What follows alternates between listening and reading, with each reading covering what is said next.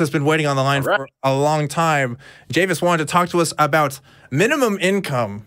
Woo. Yeah. Hi. Hey, Jayvis, how's it going? It's going good. Yeah, I wanted to talk about income. Yeah. Okay. So tell me more about this. Yeah. So basically, at least as far as I'm aware, the form of minimum income that I'm interested in is kind of like a negative income tax, where basically instead of getting like $0 as like the starting tax bracket, and then up to a certain amount you're taxed at, whatever percent. It's simply that you, as a person, get an amount of money, and I want that amount of money to be equal to the poverty line, effectively. Okay. So you believe that raising the minimum income, or like for everybody, is going to be beneficial for everybody, basically? Yeah, sorry. Yeah, I think that there are a lot of problems in society. There's statistics about how I think it's like 13% of people who have a job, at least in like a Gallup poll, actually like care about their job in like a meaningful way, that they're doing something that's really meaningful. I think that if people have the opportunity to like survive, that they'll be able to take the time more to find a job or a career that would be more like satisfying, maybe. Yeah, like satisfying. Like a job that I have.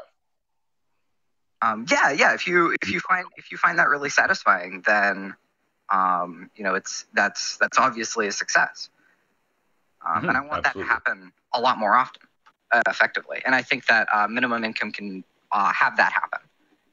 Interesting. Do you think that minimum income is a solution that can affect all kinds of countries and economies? Do you think it could work for like Nigeria, Spain, all over the world? Or do you think it's just a solution that should be implemented in like the US or Canada, for example?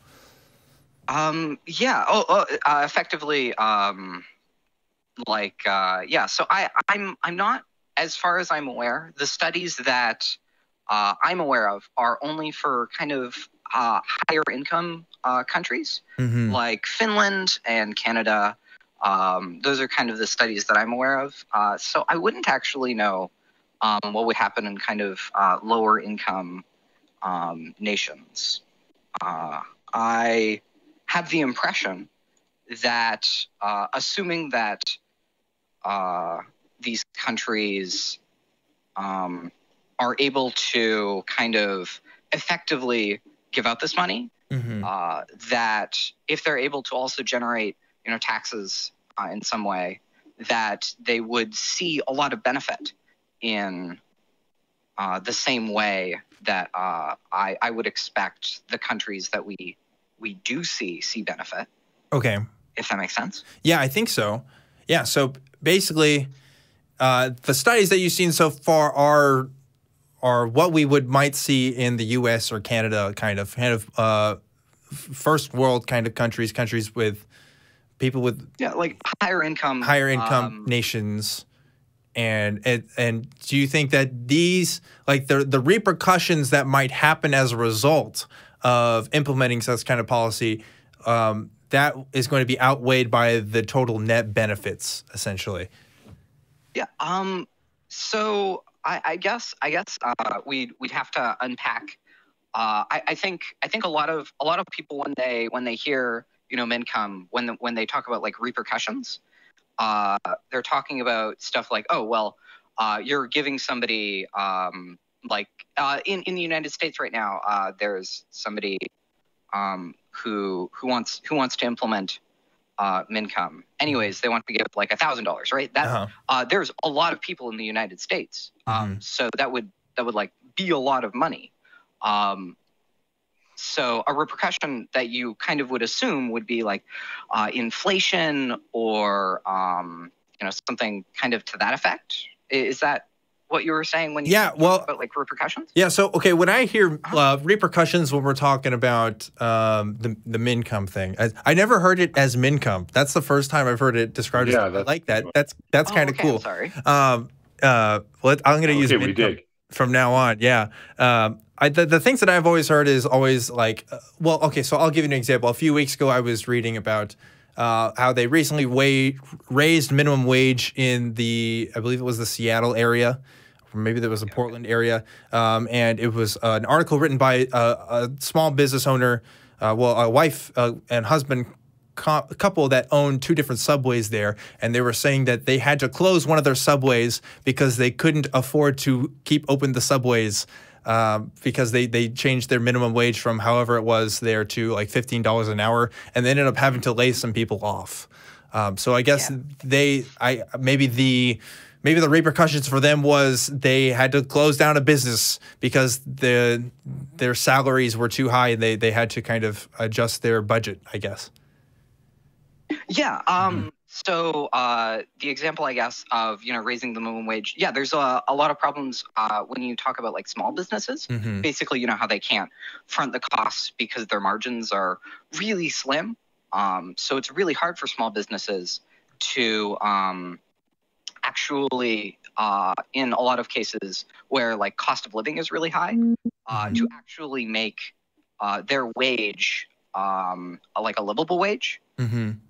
The thing about mincome is that you can kind of generate it differently, just because you're not taking from kind of the very slim margin that a business with kind of like 100 or less employees, which is kind of like the small business sort of thing. You're taking just taxes from them that you would normally, and you're kind of not like unfairly kind of targeting them in the same way that a minimum income would with like how you get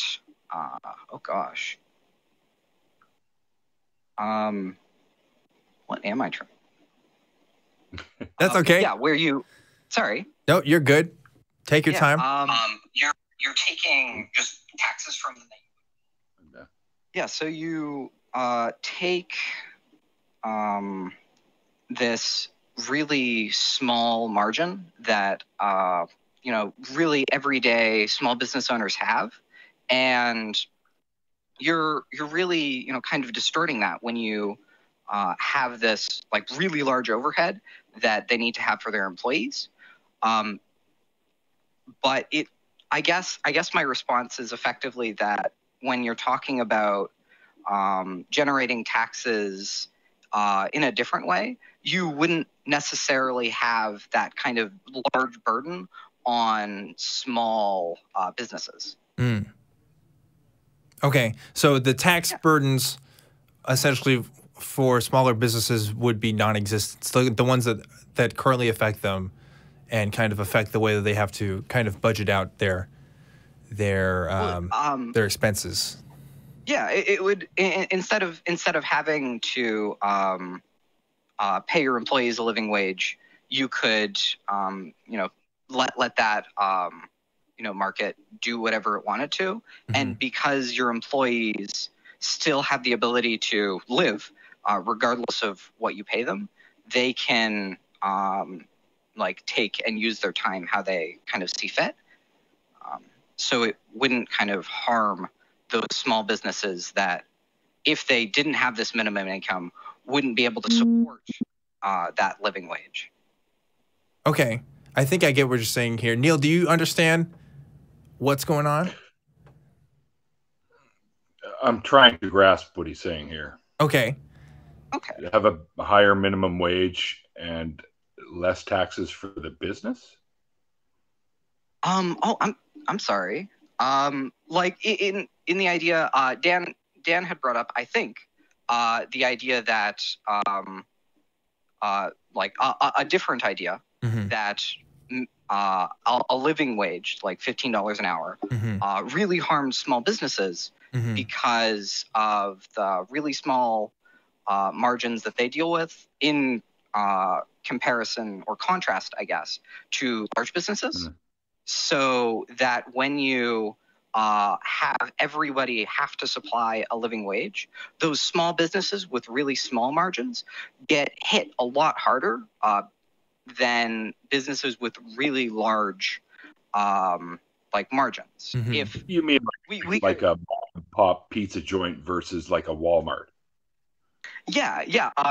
Actually, the Stop Bezos Act, right, made Jeff Bezos make all Amazon employees have a $15 minimum wage.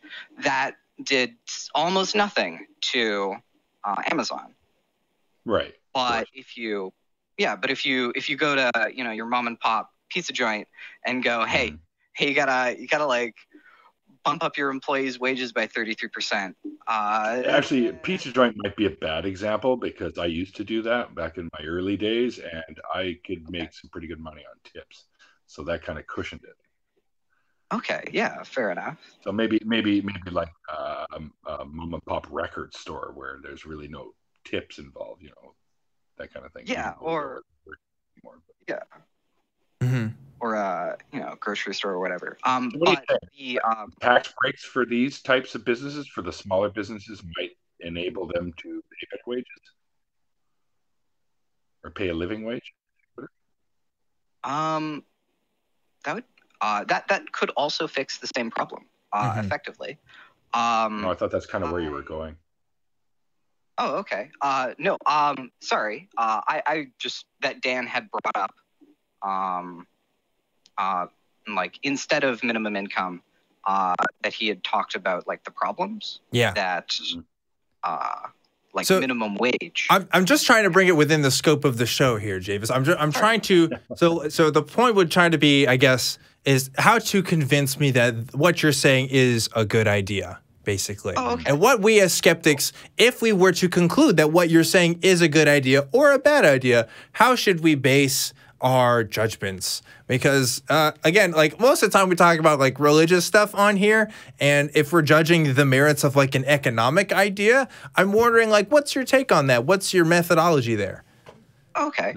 So I effectively think that at least the most compelling reason for why like mincome should be a thing and is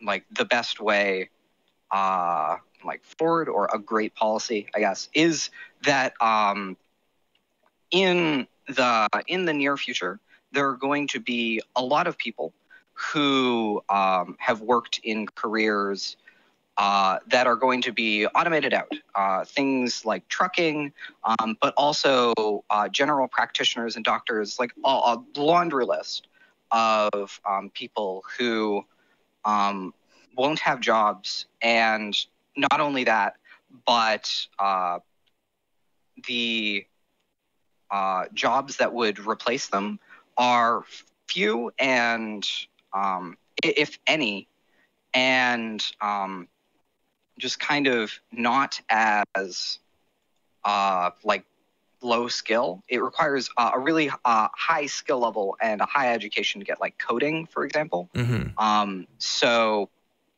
I think that when you have kind of a lot of people who eventually at least won't find themselves employed and unable to find themselves employed just because we can find a robot that does it better. Mm-hmm. That the only way that we can have these people like actually live is by giving them the ability to live just by giving them cash. Okay. Yeah. I've definitely read about the problems of, the future of like the trucking industry, for example, and how if we're going to have autonomous cars and stuff, how we're going to have an entire workforce of people that suddenly have robots doing their job for them, what we're going to do with that. And I am tempted to consider these kinds of, ideas. You're talking about this mincome thing. I've read about it before, and I don't know whether or not it is a good solution, but I think it is something if skeptically minded people and stuff, people who are interested in like what's going to work and what's not for us to definitely talk more about in the future. I'm sorry, I'm kind of summarizing it here because we do have to move on to the next caller. We are kind of running late on the show, but I think it's something that's worth considering more thought. I think what I need to do sometime is have a show more dedicated to these kinds of topics just for an episode or so. These kind of more speculative topics that we could talk about the merits of, because I do find these kinds of debates interesting, but it is kind of jarring to kind of talk about some of this stuff when we were talking about like Bible history and things like that too. But yeah, Jayvis, I do appreciate the call, and I hope to hear from you again soon, man. Thanks for telling us all about this. This was really cool. All right. Yeah, it was really fun. Thanks for having me on. Yeah, we'll see you next time. Fellow Canuck. Yeah, that's right. Yeah, man. Minimum wage, all this stuff. It's like, I'm live on YouTube right now, and I feel like any one wrong move I make about those kinds of topics, you get pinned in a position that you don't want to be pinned to. You know what I mean? Like being typecast. Yeah, for sure. And yeah, I mean, I'm all for a living wage. I have been at that bottom where you're making barely enough to get by. So, and sometimes you're not even making enough to barely get by. So I've been there before. And I agree with having wages that enable you to at least keep up with the cost of living. But that still, even if you do have that, there's not enough really left over at the end of all the payments that you've got to make monthly that you can actually do anything really. Relying on other people to float you a loan just to go to a movie. Right? Yeah, for sure. It's a tough necessary, but you know what I mean. Like, have a little bit of a life. It's a tough situation here in the States. I know people who are out of college and stuff who have been wanting to get their lives started and stuff, and they're stuck at these kinds of minimum wage jobs, and it stresses them out because they don't feel like they're making headway and stuff into the careers that they wanted, and it's just really, really frustrating. Really, really frustrating.